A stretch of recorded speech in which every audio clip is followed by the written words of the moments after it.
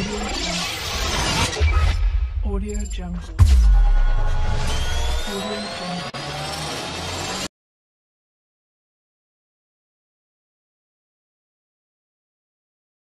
Okey, baiklah tuan-tuan dan puan-puan, segmen atau slot yang kita nanti-nantikan telah pun tiba, di mana kita amat bertuah Tuan Pengetua dari SMK Mulong, okey, turut serta bersama-sama dengan kita pada hari ini. Okay, sebelum itu tuan-tuan dan puan-puan, izinkan saya memperkenalkan sedikit biodata mengenai pembentang kita. Okey, bab kata pepatah, tak kenal maka tak cinta. Okey, untuk itu saya memperkenalkan latar belakang pendidikan pembentang kita.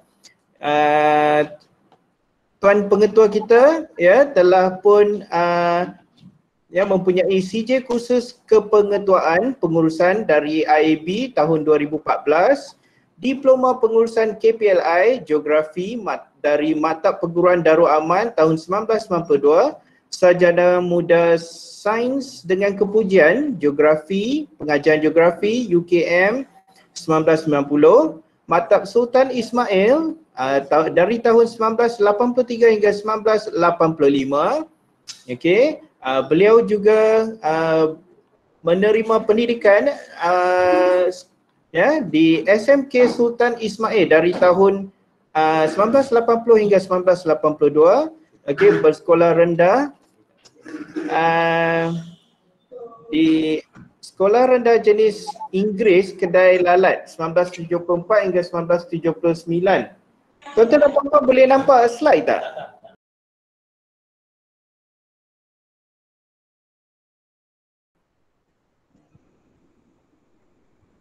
Baik, beliau juga merupakan penolong kanan HEM SMK Kubang Krian 1, pengetua di SMK Mulong dari tahun 2016. Okey, seterusnya sumbangan dan pencapaian penceramah kita. Beliau telah menerima pengiktirafan di peringkat antarabangsa seperti penyelidik dan pembentang Education Innovation Challenge pada tahun 2020. Inovasi Minyak Ilham Mulong MIM Pingat Gangsa pada tahun 2020, tahun ini tuan-tuan dan puan-puan. Seterusnya diikuti dengan penyelidik dan pembentang Malaysia International Convention on Education Research and Management 2020, MISER 2020, Modul Semut 2020. Seterusnya di peringkat kebangsaan, pembentang kita telah menerima pengiktirafan seperti yang berikut.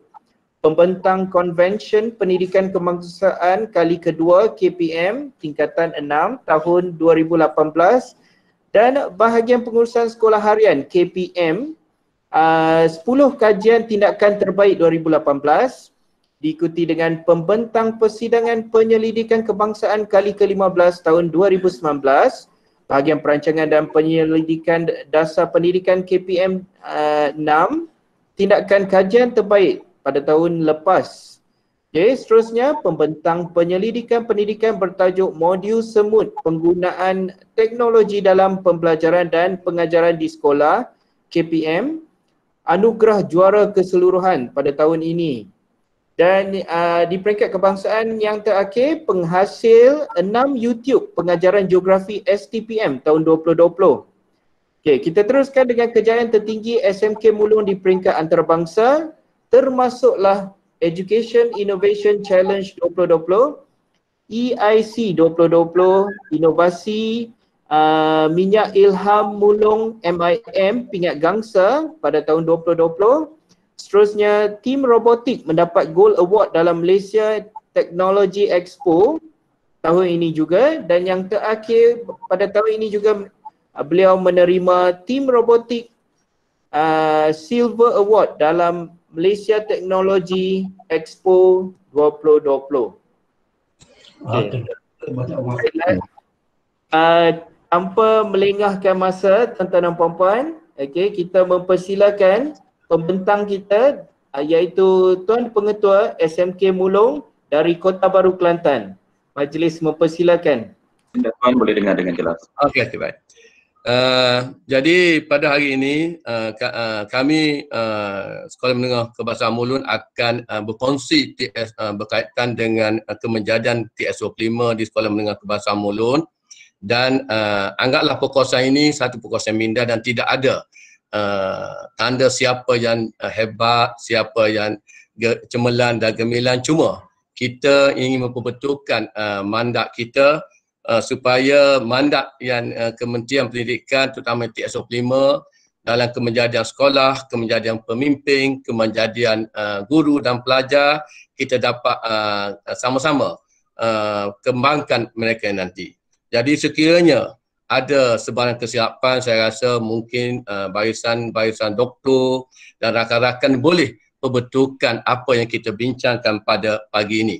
Sekali lagi saya ucapkan terima kasih kepada Jabatan Pendidikan Negeri Pelapinan, juga Jabatan Pendidikan Negeri Kelantan yang juga memberi peluang untuk kita berkongsi pada hari ini.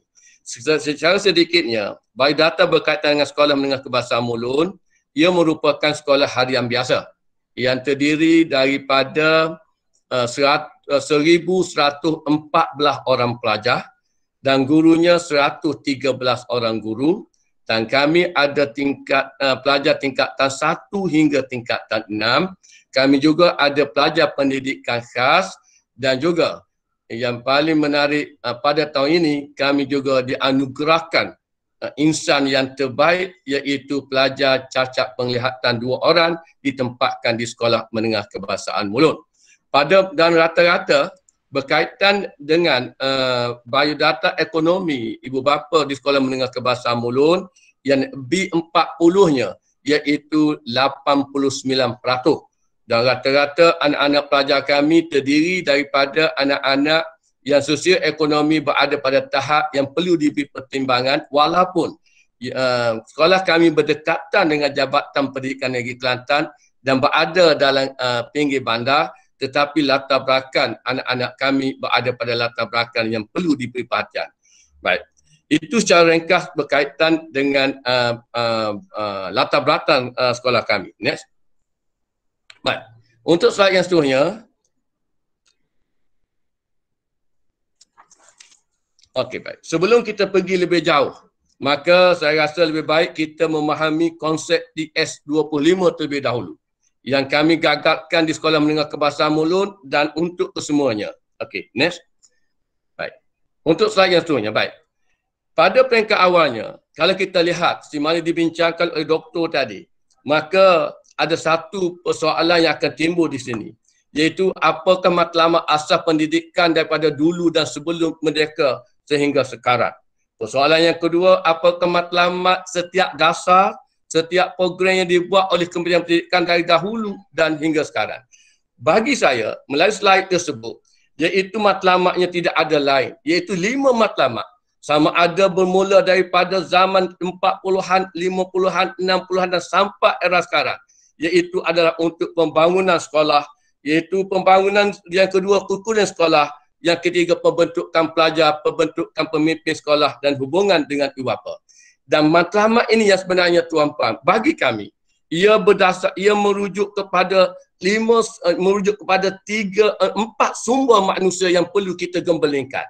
Iaitu pertama pemimpin sekolah, di mana yang doktor nyatakan tadi merujuk kepada pemimpin middle school itu sendiri. Yang kedua, tidak ada lain, pemain yang paling utama di setiap sekolah untuk menjanakan matlamat ini adalah barisan guru. Kerana kita kena faham bahawa pemimpin sekolah, kita ketua atau guru besar hanya seorang saja, tetapi pemain-pemain lain, guru tadi paling ramai yang perlu kita menerapkan untuk mereka. Yang ketiga, sumber manusia yang amat penting yang kita nak hasilkan, sama ada sebelum merdeka atau selepas merdeka, iaitu kemenjadian pelajar-pelajar sekolah. Dan yang keempat, iaitu ibu bapa dan juga komuniti. Maka daripada 4 sumber ini tuan-puan, sama ada pada zaman dahulu ataupun zaman sekarang, dasar dibentuk tuan-puan adalah untuk membentuk kemenjadian sekolah, di mana dalam slide yang warna merah saya nyatakan tadi. Ini dapat dijelaskan bagaimana ini dapat dijelaskan pada dahulu. Mungkin kita terdengar berkaitan dengan Penyata Razak tahun 56, laporan Rahman Talib tahun 60. Semua dasar-dasar ini tuan-puan, dan termasuk pada zaman sekarang yang kita bincang pada hari ini, iaitu TS25 adalah untuk membentuk sumber manusia yang kita nyatakan tadi. Dan ini berlaku, dasar-dasar ini berlaku kerana ia berlaku perubahan zaman, tuan-puan.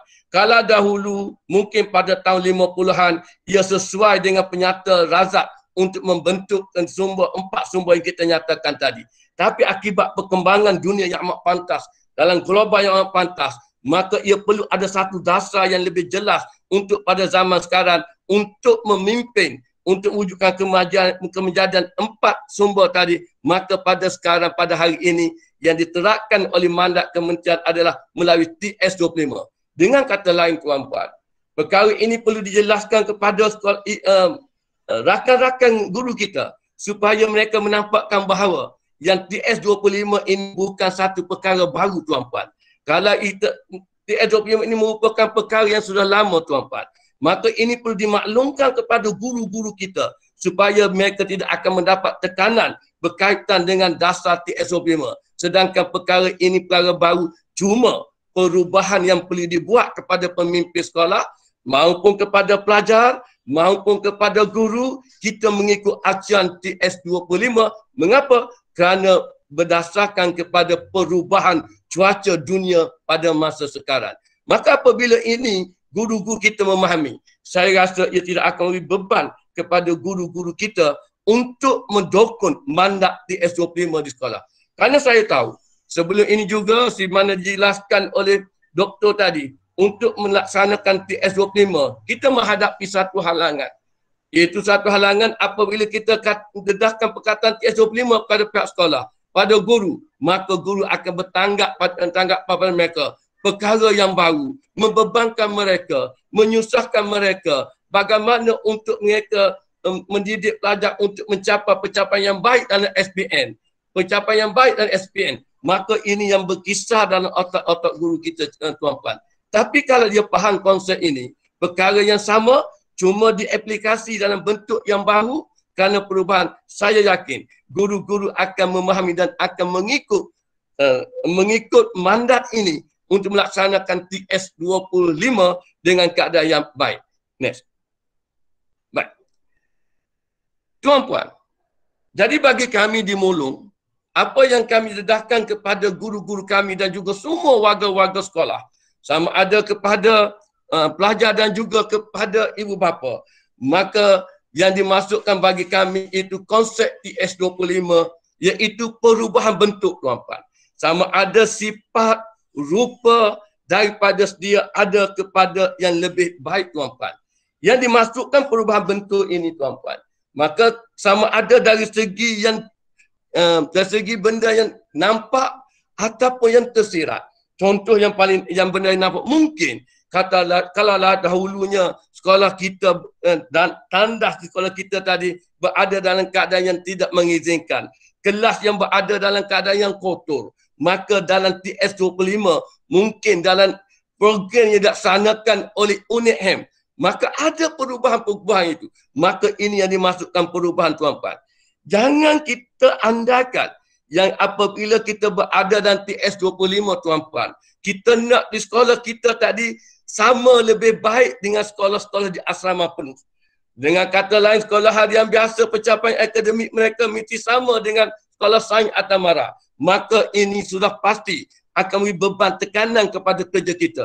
Kerana kita perlu ingat bahawa kualiti pelajar kita amat berbeza dengan kualiti pelajar sekolah yang lain. Potensi pelajar sekolah kita berbeza dengan potensi pelajar sekolah lain. Maka yang perlu kita perkembangkan, yang perlu kita berubahkan adalah berdasarkan kepada potensi pelajar-pelajar kita tadi, tuan-puan. Maka perubahan ini perlu dilakukan kerana berlaku perubahan semasa, tak tuan-puan. Dan sekarang kita berada pada abad 21. Maka perubahan perlu berdasarkan kepada keperluan abad 21. Mereka di luar bercakap berkaitan dengan revolusi industri 4.0. Mereka sekarang berbicara berkaitan dengan abad 21. Mereka berbicara berkaitan dengan STEM dan sebagainya. Maka inilah perkara-perkara yang perlu kita terapkan dalam perubahan untuk TS25. Tapi perlu diingat, potensi pelajar kita berbeza dengan potensi pelajar yang lain. Walau bagaimanapun, potensi dan perubahan tadi perlu dibentuk berdasarkan kepada acuan TS25, acuan potensi yang kita ada tuan-puan. Maka dengan kata lain, untuk perubahan TS25 ini tuan-puan, maka ia perlu, apa yang perlu berubah? Yang pertama, di mana yang doktor cakapkan tadi, yang amat penting, dan saya tertarik dengan kajian selidik tadi berkaitan dengan kualiti peribadi pemimpin pertengahan. Maka sudah pasti yang pertama iaitu pemimpin sekolah mesti berubah. Dan dia dimasukkan pemimpin sekolah. Kalau di sekolah menengah Mulun, kami masukkan pemimpin sekolah bukan sekadar pengetua tuan-puan. Maka yang kami masukkan pemimpin sekolah merakumi PK, guru kanan, ketua panatak dan sekarang kalau dilihat berlaku kenaikan pangkat pada barisan guru yang amat mudah, iaitu pada DG 52, DG 54, maka kami dimula memperkasakan ini yang dimasukkan pemimpin sekolah. Kerana bagi kami, kalau seorang pengetua untuk merajui satu kapal yang terdiri daripada anak-anak murid yang ramah dan guru yang ramah, maka saya rasa kepimpinan tadi tak mampu untuk meraju perkara tersebut tadi. Yang kedua yang perlu berubah tuan-puan, itu guru mesti berubah. Mengapa perlu berubah? Berubah dalam apa yang kita aplikasikan dalam TS25. Kerana penekanan untuk pelajaran dalam abad 21. Dunia sekarang. Maka perubahan guru tadi perlu ada. Betul. Si mana doktor cakap untuk menghasilkan guru berubah sebagai pemimpin sekolah amat sukar tuan-puan. Dan kita tidak boleh menganggapkan bahawa untuk dalam jangka masa 1 tahun kita berada TS25, kita mampu mengubah 100 orang guru tadi. Kita kalau 50%, 60% untuk tahun yang pertama, guru tadi dapat berubah. Ini merupakan satu kebejayaan dalam acuan TS25 oleh pemimpin sekolah tersebut tuan-puan. Dan yang terakhir yang kita bincang pada hari ini panjang lebar dalam kursus TS25 sampai kohort sampai modul 8, iaitu kesemua ini adalah untuk membentukkan kemenjadian perubahan pelajar dari segi kemenjadian diri pelajar. Kerana mengapa?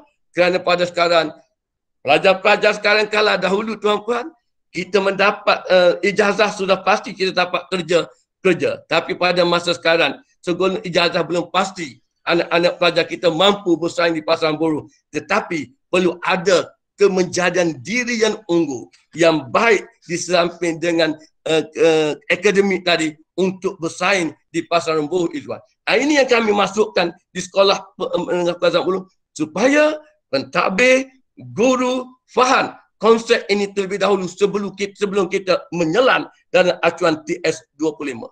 Next tuan. Okey, baik. Baik. Dalam pembahasan ini, di mana yang kami nyatakan tadi, dalam TS25 iaitu dia ada time frame-nya. Dan tak silap saya, kalau saya silap Dr. Tuan teguhkan. Time frame-nya berdasarkan kepada pelan pembangunan pendidikan Malaysia, iaitu yang berakhir pada tahun 2025. Dan tak silap saya, dikatakan bahawa suatu hari nanti, semua sekolah di negara Malaysia akan berada dalam pembentukan, iaitu dalam acuan TS25. Maka dengan kata lain tuan-puan, TS25 ini merupakan dengan kata lain jentera, merupakan mesin untuk menggerakkan pelan pembangunan pendidikan Malaysia 2013-2025. Ini perlu dinyatakan kepada guru kita. Sebab kadang-kadang guru kita menyatakan tahun 2-3 tahun lepas dipaparkan dengan pelan pembangunan pendidikan Malaysia. Sekarang dengan TS25, mungkin tahun 2021 apa pula mandatnya nanti. Maka tiap-tiap tahun ada perubahannya. Sedangkan benda ini benda yang sama, bekerja pada acuan yang sama, cuma dibentuk dalam bentuk yang lebih sistematik. Contoh tuan-puan, kalau kita lihat dalam TS25, kita berbalik kepada pelan pembangunan pendidikan Malaysia, ada 11 anjakan tuan-puan. Cuba tuan-puan lihat. Yang pertama, iaitu dalam anjakan kelima tuan-puan. dinyatakan pemimpin prestasi tinggi di sekolah, maka ini juga dijelaskan dalam kerangka TS25, iaitu untuk menghasilkan pemimpin yang berkualiti. Yang kedua, tuan-puan, cuba kita tengok anjakan ke-9, kerjasama dengan ibu bapa dan komuniti. Ini juga kerangka yang terkandung dalam TS25, tuan-puan. Yang keseterusnya, tuan-puan, iaitu untuk anjakan ke-7, tingkat IT dan tingkat kualiti PDPC guru dalam pelan pembangunan. Ini juga merupakan salah satu unsur yang terdapat dalam TS25.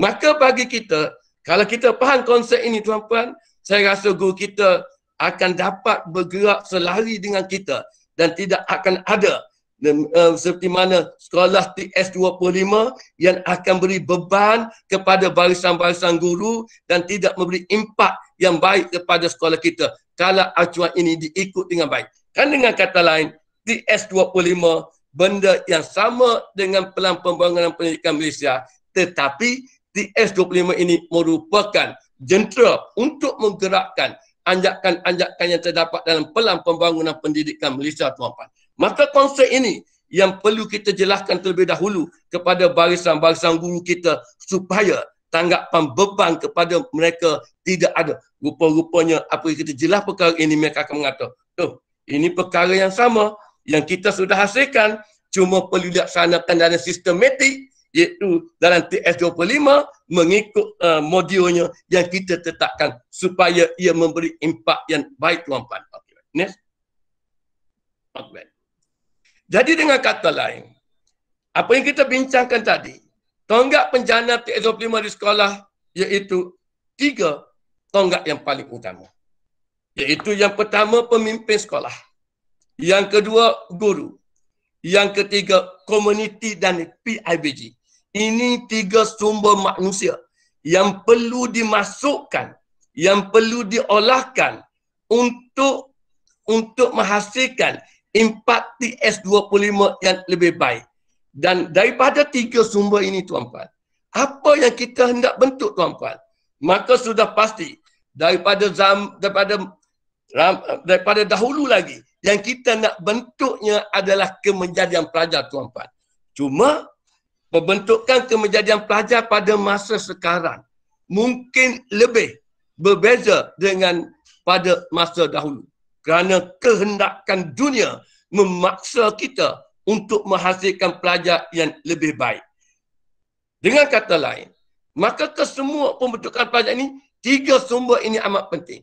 Maka 3 sumber inilah yang akan berperanan seperti mana yang dijelaskan oleh doktor tadi, bahawa dengan PDP yang terbaik, dengan dimasukkan juga NGO community untuk berada bersama dengan kita, dengan pemimpin yang lebih baik untuk menterjemahkan kemenjadian pelajar tadi. Baik, apa yang dikendaki dalam kemenjadian pelajar tadi, tuan-tuan? Maka yang pertama, ini telah tertakluk termasuk dalam Pelan Pembangunan Pendidikan Malaysia dan aspirasi murid, tuan-tuan. Yang pertama, kemahiran memimpin. Maka untuk dalam abad 21, TS25, belajar yang kita nak bentuk tadi, outcome-nya, iaitu apabila keluar daripada sekolah, maka dia mampu memimpin. Dan untuk mampu memimpin tadi, tuan-puan, ia perlu bermula dengan pedagogi yang berada dalam kelas. Dan siapa yang menghasilkan pedagogi tadi yang baik adalah guru, tuan-puan. Seperti mana yang dijelaskan oleh doktor tadi. Iaitu dengan adanya program Big Idea. Bagaimana pelajar-pelajar tadi, sekarang bukan mereka, kita mengukur kefahaman pelajar, bukan mengukur pengetahuan pelajar, iaitu dalam belum tadi, iaitu pada tahap 5, 6, 7. Bagaimana pelajar tadi mampu mentersesikan, mengaplikasi sesuatu benda. Bagaimana pelajar tadi mampu menghasilkan sesuatu benda. Ini yang perlu kita ada pada masa sekarang. Sebab itu, tuan-puan, kalau pada masa sekarang, dalam penilaian yang bertulis SPM, maka kita didedahkan dengan soalan kebat. Mereka tidak akan tanya kita apakah yang dimasukkan dengan tumbuhan, contohnya. Mereka akan tanya soalan dengan kita, bagaimana tumbuhan tadi boleh menghasilkan ekonomi kepada negara Malaysia. Maka ini bentuk-bentuk soalan yang perlu dijelaskan untuk kemenjadian pelajar pada abad sekarang. Di mana jelaskan pada doktor tadi. Baik. Yang seterusnya itu kemahiran dui bahasa. Ini tidak dinafikan tuan-tuan. Iaitu walaupun bahasa Melayu merupakan bahasa tonggak kita, tapi bahasa utama itu bahasa Inggeris juga merupakan perlu dididik kepada anak-anak pelajar kita. Sebab itulah pada dahulu, dasar pada dulu bahawa untuk matematik dan sains diajar dalam bahasa Inggeris. Maka ini menunjukkan perlunya pencapaian bahasa Inggeris tadi dalam keadaan yang baik. Contoh tuan-tuan, semalam saya berada di Universiti Malaysia Kelantan. Saya bercakap dengan seorang pensyarah di sana. Dia kata, cikgu, sekarang UMK memberi peluang kepada pensyarah-pensyarah universiti di sana selama 1 tahun untuk memperkasakan bahasa Inggeris mereka pada pensyarah. Kerana penyampaian bahasa pengantar salah satu digunakan di UMK adalah bahasa Inggeris. Maka saya tanya pensyarah tersebut, bagaimana kalau pensyarah tersebut tidak mampu menguasai bahasa Inggeris? Maka dia kata, mungkin pensyarah tersebut akan ditamatkan kontraknya. Maka ini menunjukkan bahawa kita perlu bersedia dengan generasi akan datang berkaitan dengan kemahiran dui bahasa tadi. Yang ketiga, kemahiran berfikir. Di mana dijelaskan doktor tadi. Dalam kelas, kita mengutarakan, kita cuba dalam PDP kita, kita cuba merangsangkan pelajar-pelajar tadi menjawab. Dan jawapan yang dirangsang tadi bukan hanya sekadar pengetahuan, tetapi boleh melaksanakan, boleh menilai, boleh menhasil. Maka ini yang dimasukkan kemahiran fikir. Dan ini datanya daripada guru. Kalau guru tidak menghasilkan perkara ini, maka kemenjadian pelajar tidak akan terhasil. Dan yang keempat dan yang kelima, maka ini lebih kepada kemenjadian pelajar, outcome-nya untuk etika kerohanian pada negaranya nanti. Maka dengan kata lain tuan-puan, daripada sini, ia merujuk kepada, dengan kata lain, tak silap kalau saya kata, DS25 merupakan enjin untuk penggerak kepada pelan pembangunan pendidikan Malaysia dan juga kepada aspirasi murid dalam pelan pembangunan pendidikan.